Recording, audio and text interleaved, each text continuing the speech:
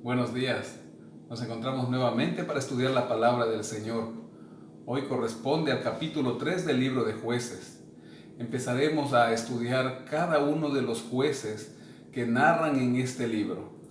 Vamos a encontrar fechas en cuanto al tiempo que fue oprimido Israel y también el tiempo que fue liberado de aquella opresión. También hay que destacar que los jueces que liberaron a Israel fueron jueces que no siempre liberaron a las 12 tribus, sino a una o a varias de ellas. Dice el versículo 2 que el Señor permitió que algunos pueblos queden entre los israelitas para que el linaje de los hijos de Israel aprendiera cómo hacer la guerra y lo enseñara a quienes antes no lo habían conocido. Por eso permitió que queden los príncipes de los filisteos, los cananeos, los sidonios y los heveos. Versículo 4. Con ellos quiso probar a Israel para saber si obedecería los mandamientos que él había dado a sus padres por mano de Moisés. En el verso 6 dice: y tomaron los israelitas a las hijas de aquellas naciones por mujeres, y dieron sus hijas a los hijos de ellos, y sirvieron a sus dioses. Hoy nosotros podemos también caer en aquellas tentaciones del mundo y pensar que podremos traer al mundo hacia la iglesia, y no nos damos cuenta que es más fácil que el mundo se nos lleve a nuestros jóvenes hacia afuera. El Señor permite esto para probar nuestra fe. Desde el versículo 7 narra el primer juez. Hicieron pues los hijos de Israel lo malo ante los ojos del Señor su Dios. Se olvidaron de él y sirvieron a los Baales y a las imágenes de acera. Por esto la ira del Señor se encendió contra ellos y permitió y entregó en las manos de Cusán-Risataim, rey de Mesopotamia, al cual sirvieron durante 8 años. Este rey venía desde lo que hoy día es Siria.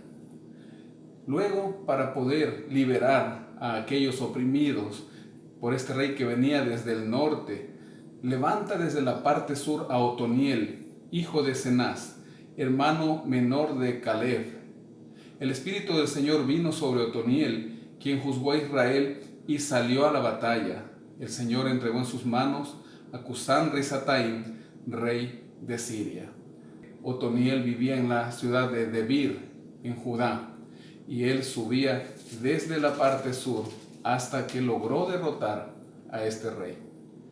En el versículo 12 también menciona ahora que los hijos de Israel vuelven a hacer lo malo, y Eglón, ahora un rey de una de las naciones que habían sido antes abatidas, que habían sido doblegadas por Israel, se levanta, porque este era rey de Moab, que quedaba al este del Mar Muerto, es decir, en la parte oriental al sur de las 2 tribus y medias de Israel. En el versículo 13, el rey de Moab juntó consigo a los hijos de Amón y de Amalec. Vino e hirió a Israel y tomó la ciudad de las palmeras. Entonces sirvieron 18 años los hijos de Israel a Eglón, rey de los moabitas. Para salvar a Israel, el Señor levanta a Og, hijo de Gera, de la tribu de Benjamín, el cual era zurdo, pero el original nos indica más bien que el texto dice que él era fallo de la diestra, es decir, que su mano derecha era mala, era cerrada o estaba tullida, por lo tanto solo podía utilizar la mano izquierda. Un día los hijos de Israel enviaron un presente a Eglón con este hombre llamado Og, y él se acercó hacia el rey de los moabitas, quien dice el texto bíblico que era un hombre bastante voluptuoso, bastante gordo. Cuando éste va y está frente al rey de los moabitas, le dice que tiene un presente para él. Para ello había preparado una daga bastante grande, la cual se puso en su costado derecho, y esto impidió que los guardias puedan saber que él iba armado. Es más, como fallaba a su derecha, nunca imaginaron que él llevaba esta arma. Dice el versículo 20, él estaba en su sala de verano y dijo: tengo una palabra de Dios para ti. Entonces Eglón se levantó de la silla, Ahod alargó su mano, tomó su daga y la metió en el vientre de aquel rey. Versículo 22, de tal manera que la empuñadura entró también tras la hoja, y la gordura de Eglón cubrió la hoja, pues Ahod no sacó el puñal de su vientre. Hay que notar aquí también que el nombre Eglón proviene de una raíz hebrea que significa becerro.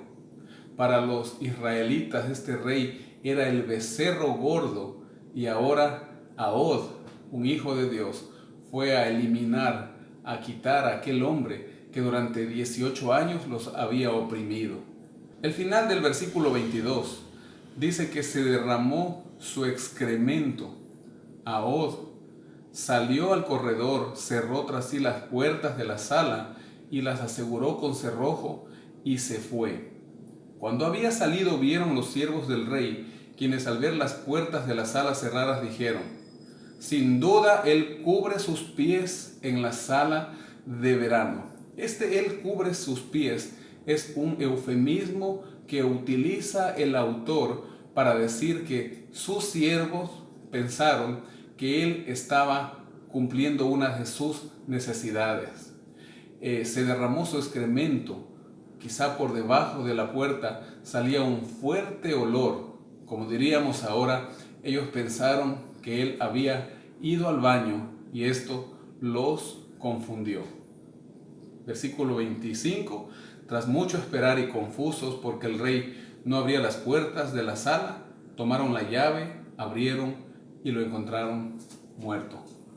Cuando Ahod llegó al otro lado, tocó el cuerno, dice el verso 27, en los montes de Efraín, y los israelitas descendieron y mataron a 10,000 moabitas, y también entre ellos a todos sus aliados. El versículo 30 dice que así fue subyugado Moab aquel día bajo la mano de Israel, y hubo paz en la tierra durante 80 años.